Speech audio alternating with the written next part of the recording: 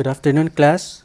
So, para ni siya sa katong Circuits 1 nga lecture, particularly sa problem solving sa nodal and mesh analysis. So, kani siya nga sample problems natay upat ka book dare, na-provide na ni siya sa inyong Daigler classroom, but for the sake of, reiteration para mas makasabot mo, I will just do a quick run through sa examples nga na-solve na. Pati ang PDF naka-upload na po dito sa Daigler, so this will be just quick. Then after this quick run through, natay additional 2 ka examples. So for nodal analysis, mo ni siya example number 1. Mo ni siya inyong circuit na nakita.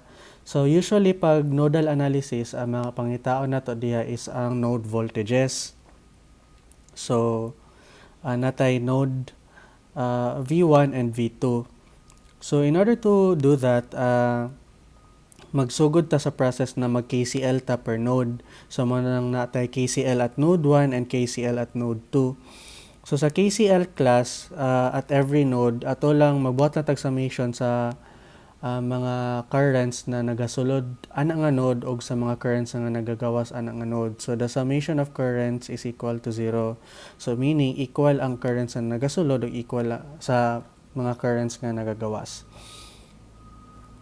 So mo na siya ang sa tawag ni mo ana step 1 mo na siya. So kailangan ta magbuhat og kanang mga currents nato, kani mga arbitrary currents nato should be expressed in terms of voltages. So mo nang ang I2 nato is equal to V1 minus V2 divided by 4. So mo na siya for I2.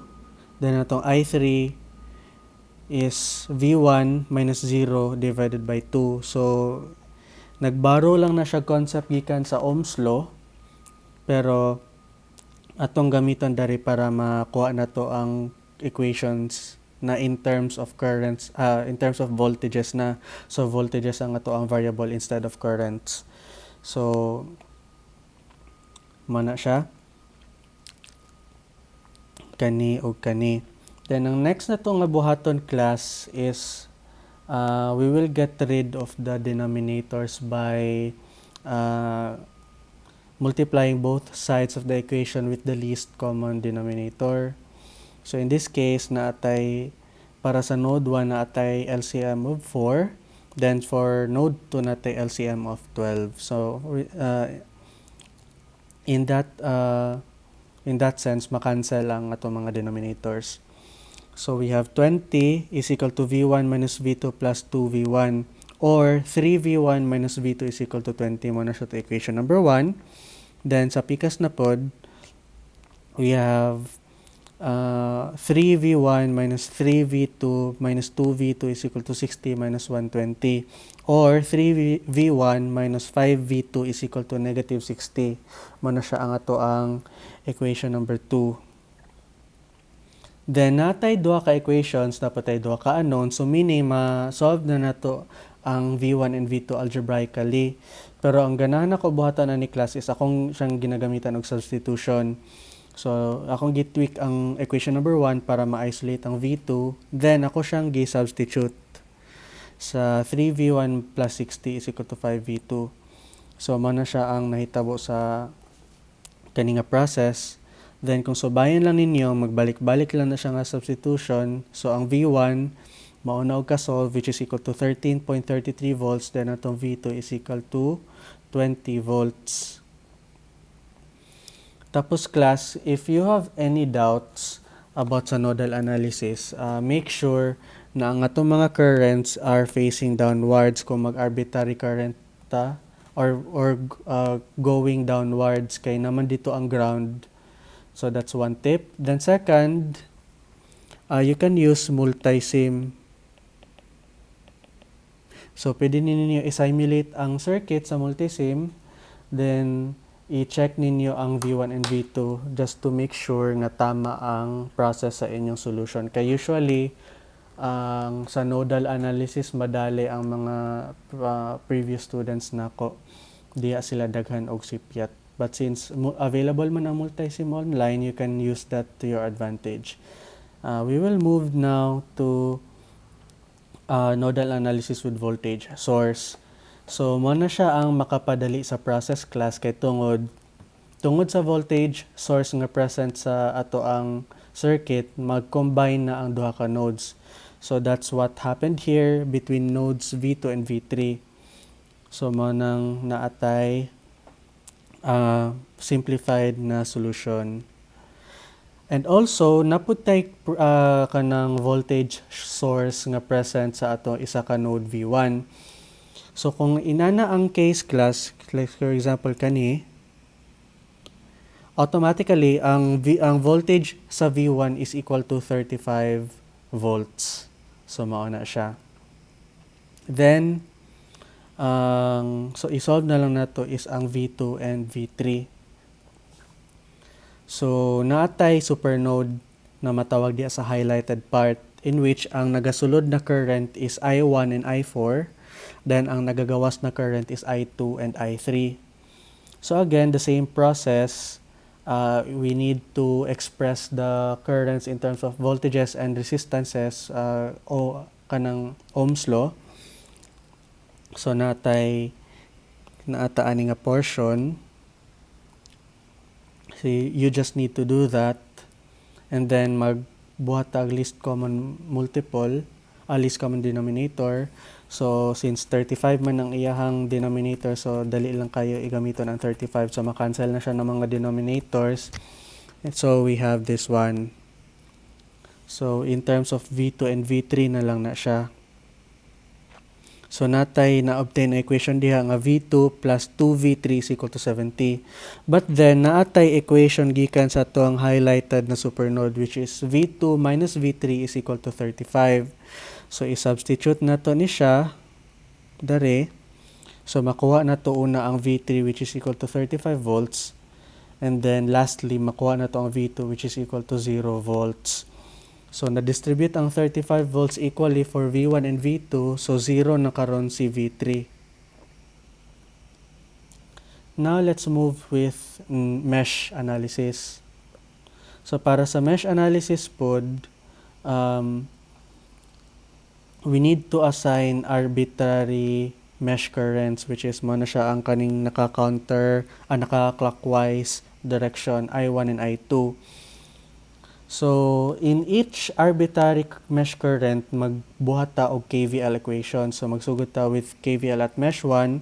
So we have negative 35 volts. Kay sa negative side man siya sa 35 volts nga voltage source una ni sulod, so we need to take that as negative. And then we have 35 I1, which is man siya nasa taas. Then we have 35 I1 minus I2, so man na siya ang dare. So I1 minus I2 kay tungod opposing man ang naman siya, na pagitnaan man siya og duha ka mesh currents. So man na siya atong ginatawag nga in between mesh currents. So the same is true pod dere sa to ang PCAS. So manes lang ginataw nga in between mesh currents. So manang kailangan i-deduct ang isa ka mesh current nga opposing to that direction. So KVL at mesh number 2, the same process. So i-simplify lang nato na antod sa maka-obtain ta og duha ka equations. Mo na siya itong equation 1, and then mao ni siya ang ato ang equation 2. Tanggalan na nako. So i-substitute lang ang equation 2 sa equation 1. So ang I2 nato is negative 1/3 amperes. Then ato ang I1 is substitute balik. We have 1/3 amperes. So this means na ang current in between the two meshes is equal to 0. So it's not difficult to understand that class nga ang I3 nato is equal to 0 or equal to I1 or kanang mesh current I1, so small letter I1 minus I2. It's because pantay ang resistances or voltages on both sides, only that they differ in sign, meaning opposite ang ilang direction. So nag-cancel out equally mo ng 0 ang current sa middle branch. Then we have mesh analysis with current source. Again, mani siya ang kanang nakapadali sa process. Kay tungod maka-come up ta og kanang super mesh. So combined nga kana bitang two meshes. So naman tay current source sa tunga. So mo na maka-come up ta og I2 minus I1 is equal to 6. So a positive ang I2 kay tungod subay siya sa direction sa 6 amperes. Then opposing direction si I1 mo ng minus I1 siya. So mo na siya nga equation. Now let's consider nga isa na lang kabuk ato ang mesh equation. So KVL at super mesh. By the way class, kaning 2 ohms mawad-an na siya og bili. So negligible na siya. So magpadayon ta diri sa KVL at super mesh. We have 0 is equal to negative 20 then plus 6I1 na dari class kailangan gyapon nato gamiton si I2. So we have 10I2 plus 4I2. Then nato i-simplify na siya. So natay equation nga 10 is equal to 3I1 plus 7I2. So i-substitute na nato ni siya nga equation dare, kani i-substitute nato, then ma-obtain nato nga si I2 is equal to 2.8 amperes. Then ibalik nato siya, ma-solve na po nato balik ang I1 which is equal to negative 3.2 amperes. So ingon ana lang na siya kadali class, igo lang ka magbalik-balik og equation. So that's basic algebra. Ang nakalisod lang for both nodal and mesh analysis class is ang pag-assign sa mga arbitrary currents. So pag masipyat ka sa direction, especially sa nodal analysis, pwede jud ka masipyat sa imong process as well as sa imong final answer. So it's important na i-check ninyo siya sa multisim. Now let's move on to another two examples. So we have nodal analysis. So natay mga upat ka resistors. We have 10 ohms, 5 ohms, 4 and 2 ohms resistor. And then we have two current sources. We have 3 amperes and 6 amperes. Now, mag-assign ta og arbitrary currents for branches kung asa na ay resistor. So, mag-assign ta ani tas mo na siya si I1. Mag-assign po ta dare, mo na siya si I2. Then mag-assign po ta dare, mo na siya si I4. Then sa taas mo na siya ang ato ang I3. Then mo na siya ang ato ang mga nodes. So mag-assign na to dare nga node is V1, then dare pod is V2. So mag-solve ta. Mag-KCL ta at node 1.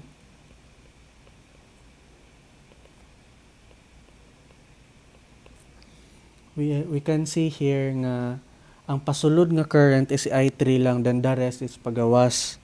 So I3, ang pasulod na current is equal to pagawas I1 plus I2 plus 6. So to express the currents in terms of voltages and resistances using Ohm's law, we can see that si I3 is equal to V2 minus V1 is equal all over 2. So mana siya ang atong I3. Kay gikan siya kay V2, paingon siya kay V1, meaning hypothetically mas dako si V1 mo nang padolo mas mo na siya atong ginatawag nga what they call this conventional current flow. So V2 minus V1. Then we have I1. We have V1 minus 0 kay ground man siya. So 0 ang voltage sa ground. So pwede ra wala na siya. divided by 10 plus atong I2 is equal to V1 again divided by 5 plus ang atong current source nga 6 amperes. So, magkita ta og least common denominator nila, which is by inspection 10 na siya. So, 10 divided by 2, we have 5 V2 minus V1 is equal to, makancel out ang 10, V1 na lang, plus 10 divided by 5, 2V1 plus 6 times 10 equals 60. So, simplify na to na siya.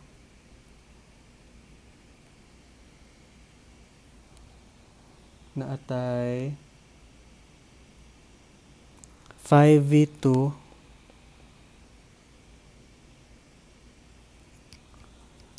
is equal to 8V1 plus 60. So, muna siya to equation 1.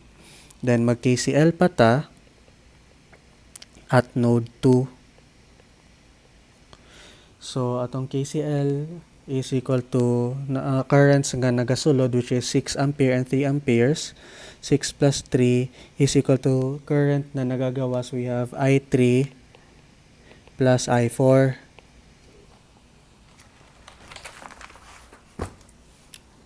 So, 9 is equal to ang atong I3 is nagamit na nato previously. We have V2 minus V1 over 2 plus ang atong I4, which is equal to V2 minus 0 all over 4. So, magamit ta og LCD. So, magamit ta og number 4. So, 9 times 4 is equal to 36, equal to 4 divided by 2.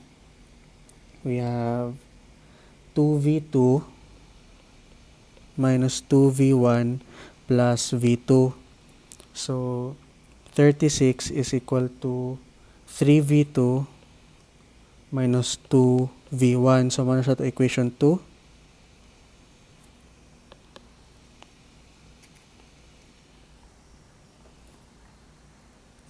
Then, i-substitute na to. I-tweak lang na to gamay para ma-isolate si 2V1 is equal to 3V2 minus 36 divided by 2 divided by 2. So, we have V1 is equal to 3 halves V2 minus 18. So, i-substitute lang nato na siya to equation 1.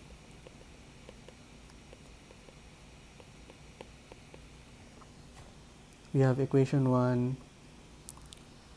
5V2 is equal to 8 times V1 is equal to 3.2 V2 minus 18 plus 60. So, that's equal to 12 V2 minus 18 times 8 is equal to negative 144 plus 60.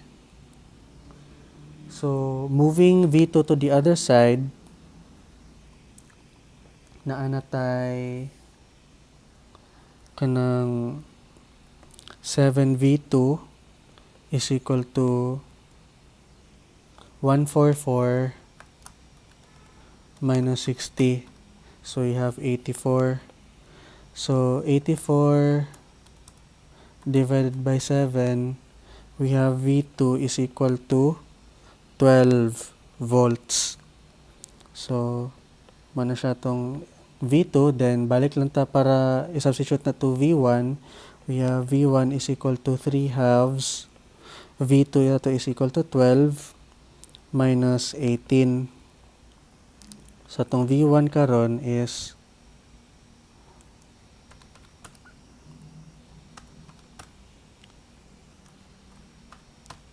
V1 na to is equal to 0 volts.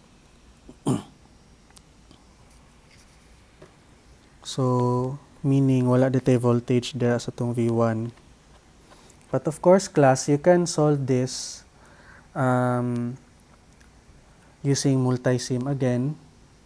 Now, let's move to another example sa mesh analysis nato. So, nagsugod ta by assigning arbitrary mesh currents. So clockwise we have I1, then another one here we have I2 still clockwise. So itong una button is mag KVL ta. So KVL at mesh 1, we have negative 20 plus 15I1 plus 15 na pod I1 minus I2, kinapagitnaan man siya duha ka mesh currents is equal to 0. Then simplification lang, negative 20 plus 15I1 plus 15I1 minus 15I2 is equal to 0. Then 30 I1 minus 15 I2 is equal to 20. Muna siya ato equation 1. Then KVL again at mesh 2. So we have, una siya mo tama sa positive terminal sa 20. So we have positive 20 plus 15 I2 plus 15, kaning sa middle branch, we have I2 minus I1 equal to 0. So simplify na ito gamay, we have 30 I2 minus 15 I1 is equal to negative 20. So muna na siya itong equation number 2. So i-transfer na to si I1 sa other side of the equation. So we have 30 I2 plus 20 is equal to 15 I1. So divided by 15, I1 is equal to 2 I2 plus 4/3. So i-substitute na to ni si I1.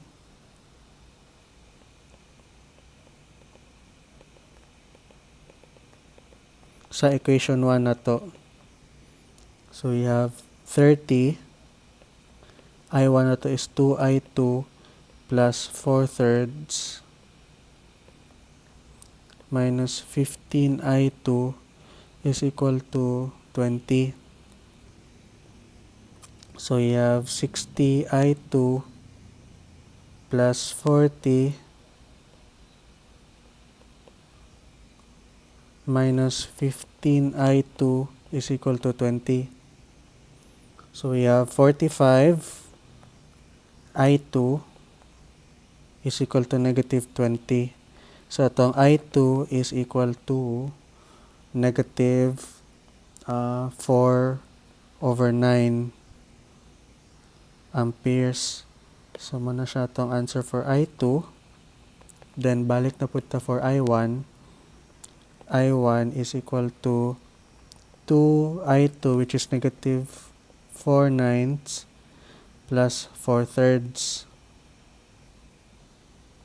So kung i-calculate na nimo, I1 is equal to 4/9 yapon, pero positive na siya.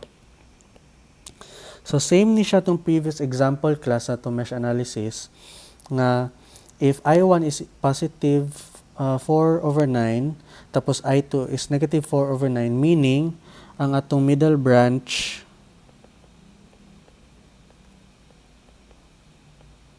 carries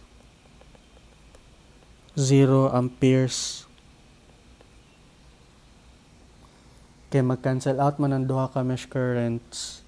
So that's also not difficult to explain given na equal ang ato ang resistances, equal ang ato ang voltage sources, only that they differ in direction. So nag-cancel out equally, mo ng 0 ang ato ang middle branch current. So that's it for the examples class. If you have questions, you can ask me directly. Thank you.